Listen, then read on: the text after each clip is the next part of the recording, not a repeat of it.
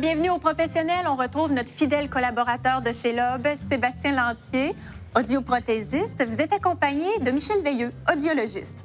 Là, on va démystifier les choses. C'est quoi la différence entre vos deux métiers? Bien, les audiologistes, en réalité, vont plus évaluer l'audition, tandis que l'audioprothésiste va y aller plus au niveau de la réadaptation avec les appareils auditifs. Donc, on va rencontrer Michel quand on passe un examen auditif, c'est ça? Exact.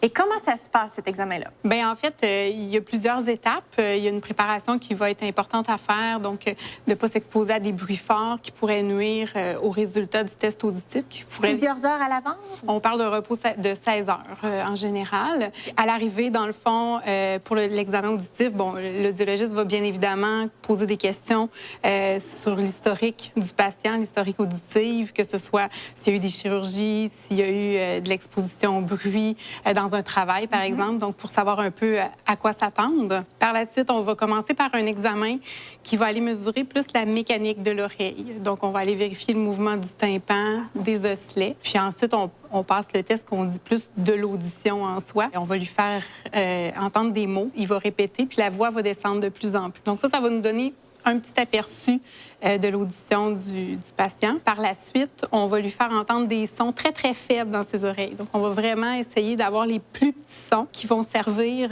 notamment pour les ajustements des appareils. Une fois que l'audiogramme est fait par l'audiologiste, nous, en termes d'audioprothésiste, ça va être ça qu'on va utiliser pour ajuster les appareils auditifs. Tout est basé sur son travail. Oh là là, faut pas se tromper. Beaucoup de pression. Est-ce qu'il y a une grosse différence entre passer un examen auditif pour l'enfant et l'adulte? C'est plus dans la méthode qu'on va utiliser. Donc, à partir de 5 ans, en général, c'est assez semblable à ce qu'on va faire pour un adulte. C'est sûr qu'on va utiliser un monde un peu plus imaginaire pour que ce soit un jeu pour l'enfant. D'environ 2 ans à 5 ans, ça va être avec des blocs, par exemple. On va lui faire écouter un bloc, puis dès qu'il l'entend, il va devoir lancer le bloc dans une chaudière.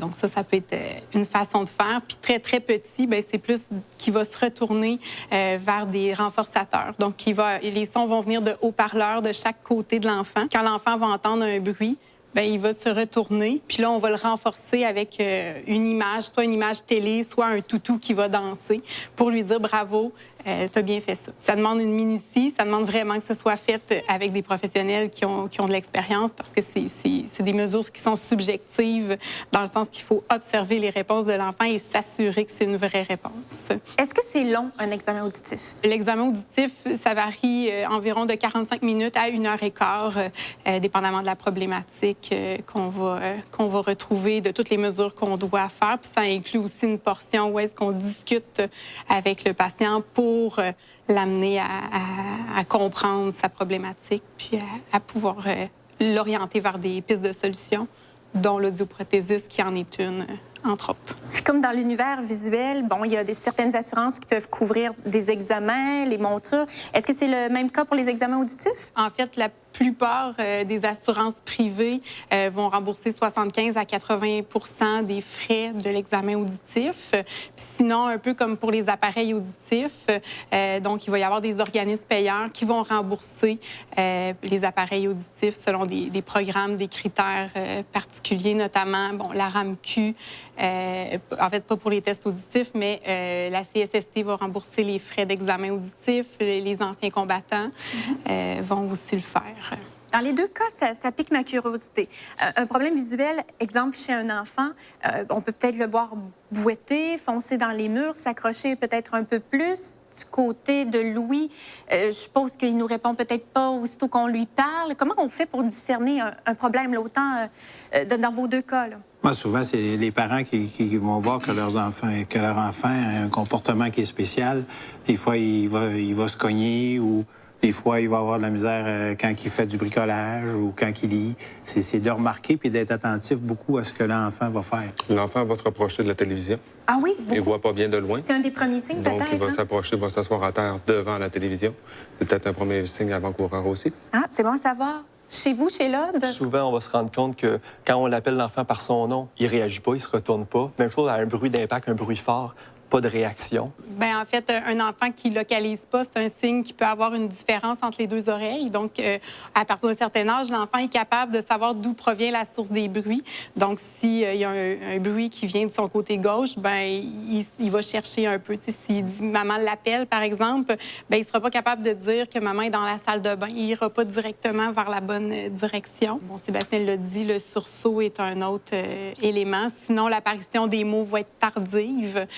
Donc, un retard de langage, bien, c'est une des premières étapes à faire, dans le fond, d'aller vérifier si l'audition est en cause. Puis, tout petit bébé, bien, on n'entendra pas nécessairement le babillement des enfants. Donc, quand on parle de babillement, c'est vraiment les espèces de sons ba qu'un enfant, par exemple, va émettre quand il commence le développement de son langage. Ça doit être inquiétant. Je me mets dans la peau, là, justement, d'un parent. À quel âge, là, on devrait penser à téléphoner chez l'OB, téléphoner à une lunetterie, comme vous l'avez vu? Bien, au moins, à partir de l'âge de 2 ans, là, votre enfant, vous devrait avoir passé un examen, au moins pour évaluer, là, pour voir où on en est rendu. Parce qu'il y a beaucoup de pathologies comme l'hypermétropie que tu nais comme ça, qu'il faut qu'il soit diagnostiqué très rapidement. Est-ce que c'est long d'avoir accès à des services? Des fois, on entend un ORL, tu vas être sur une liste d'attente, puis ça vaut pas la peine. Dans les cliniques là, c'est assez rapide. On parle des délais d'environ 1 à 2 semaines, je vous dirais, avant d'avoir un rendez-vous. Donc, c'est assez rapide, tout dépendant des cliniques. Quand on a un problème avec notre oui, on doit être porté à pas se l'avouer. Mais finalement, c'est l'entourage, peut-être, qui s'en aperçoit avant nous. Tout à fait. C'est souvent l'entourage qui va remarquer que il met la télévision plus forte, il fait répéter, il y a plus de difficultés à suivre une conversation, que ce soit en groupe ou dans les endroits plus bruyants. Donc, c'est souvent l'entourage qui va pousser un peu plus pour que la personne malentendante aille consulter. Donc, l'entourage est un maillon très important dans notre domaine parce que c'est eux autres qui vont amener le patient à consulter.